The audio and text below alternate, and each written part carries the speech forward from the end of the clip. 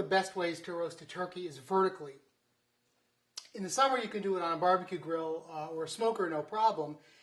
In the winter, when the weather isn't so great, you can do it in an oven if your oven's big enough. The size they recommend is 18 pounds or less. I've got a 20-pounder here. It's going to be a tight fit, but we can get them in the oven if we make a couple of modifications.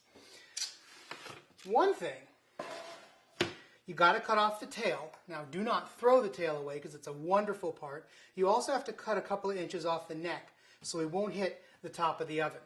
The other thing you're going to want to do is shelter the top of the breast from the heat that's going to sort of pool at the top of the oven. And we do that by making a little foil pad which we're going to put on top of the turkey. It's going to insulate it just a little bit and keep the skin from burning. Now, if you followed all of our instructions on the other videos, you've brined him or seasoned him up a couple of days ahead, you've let him dry in the refrigerator so the skin will get nice and crispy. We did that. We made an herb rub out of our seasoning mix, plus a little poultry seasoning, Italian seasoning, and olive oil. Rubbed them all over, made sure to put plenty of seasoning mix inside the neck cavity so it will drip down and season the breast meat as it cooks, also inside the main cavity. And make sure you push him down on that vertical roaster really, really well. So now we're going to put a little bit of foil, I'll put it this way, over the top of the turkey, real loosely because you don't want to steam the skin, but you just want to shelter it. He's going to clear the top of the oven by a fraction of an inch. I've also taken all of the racks out of the oven, so the roasting pan is going to sit right on the oven floor. I've got a very, very thick aluminum roasting pan that we're going to use because we're going to make sure, it's got fairly high sides, we're going to make sure that there is plenty of liquid in the pan at all times, but we're not going to put that in the pan right now because if we do, I'm going to spill it all over the floor, I'm sure of that. The other thing is that for my gravy, I've bought a few extra chicken backs that my supermarket had, turkey backs that my supermarket had. So I'm going to put those in the roasting pan too right now.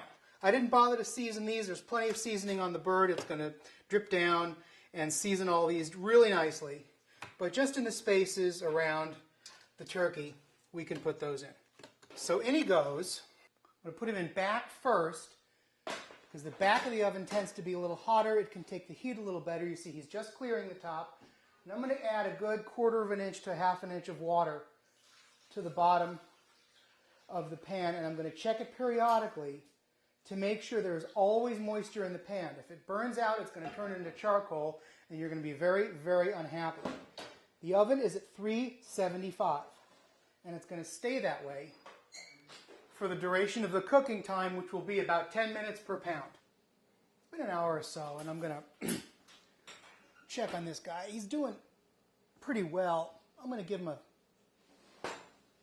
Yeah, it looks good. Time to put a thermometer in so we can monitor how he's doing. It can go right in through the breast. Got to tuck that down so it'll fit. Let's hit 150, a little above.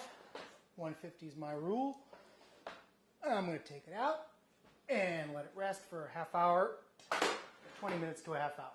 Our vertically roasted turkey has been sitting out now of the oven from about 30-40 minutes. It's still screeching hot. We took him out when the internal temperature in the white meat was 151, 152. You know my rule is 150. That's a lot lower than most people recommend, but trust me, it's fully cooked. It's not pink. It's completely safe.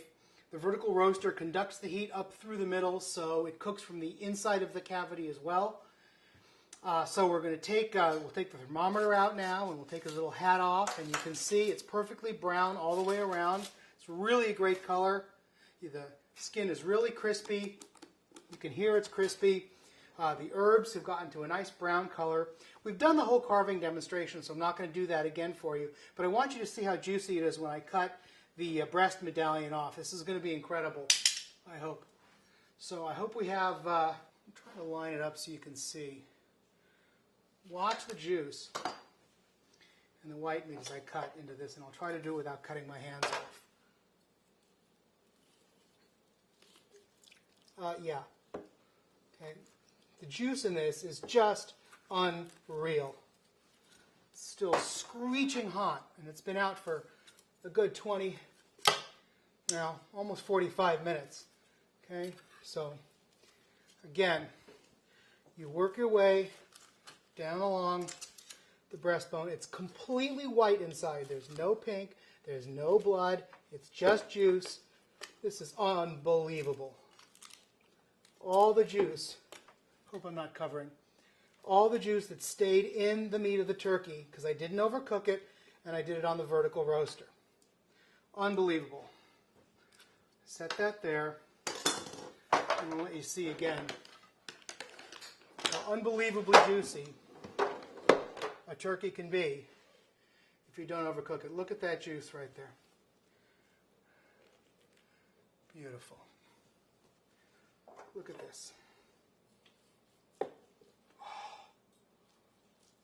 Oh God, look at that. It's so, so juicy.